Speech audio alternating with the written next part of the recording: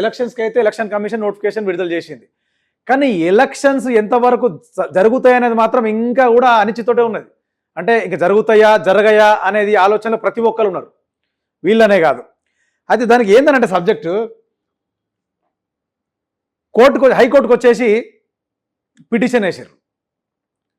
ఏమని 42% BC reservations ఉన్నది కదా, అది హైకోర్టు కూడా ఏమంటారు మన సెంట్రల్ గవర్నమెంట్లో ఆమోదించలేదు 42% రిజర్వేషన్ని. ఏ విధంగా చేస్తారనే ఆలోచనతో కూడా అదొకటి.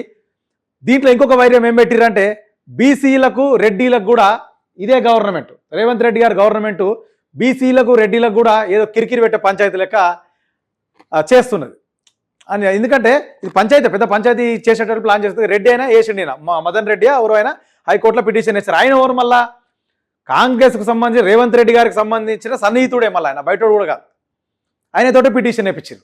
అంటే ఇది గవర్నమెంట్ ఎట్లా ఆట ఆడుతుందని అంటే గవర్నమెంట్ వచ్చేసి పబ్లిక్లోకి పోవాలంటే భయపడుతుందా అనేది ఒక ఆలోచన ఉన్నది. ఏంది ఎలక్షన్స్కి.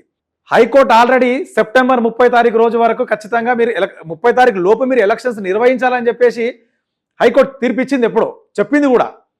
హైకోర్టు తీర్పిచ్చింది కాబట్టి ఆ తీర్పులో భాగంగానే చేసిరు. అంటే ఎన్నికల అడావిడిగా ఎన్నికల నోటిఫికేషన్ విడుదల చేసిరు అని చెప్పేసి మనం భావించవచ్చు కూడా. కానీ ఎవరైతే మేము కూడా చెప్పేది ఏంటంటే ఎవరైతే మన విలేజ్లలో స్థానిక సంస్థలకు సంబంధించిన ఎవరైతే పోటీ చేద్దామని అనుకుంటారో వాళ్ళు ఇప్పుడే ఖర్చు మొదలు పెట్టకండి, ఆగండి. ఎందుకంటే 8వ తారీఖు రోజు తీర్పు ఉంది హైకోర్టు నుంచి. 8వ తారీఖు నుంచి ఎందుకంటే ఎన్నికలు నిర్వహిస్తారా, ఎందుకంటే 42% రిజర్వేషన్ మీద ఇప్పటికీ ఉత్కంఠనే ఉన్నది.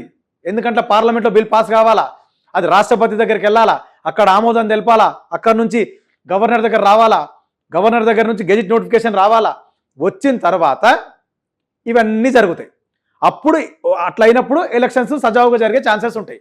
షేర్ చేయండి, లైక్ చేయండి, సబ్స్క్రైబ్ చేయండి. మరిన్ని వీడియోల కోసం బెల్ సింబల్ పై క్లిక్ చేయండి.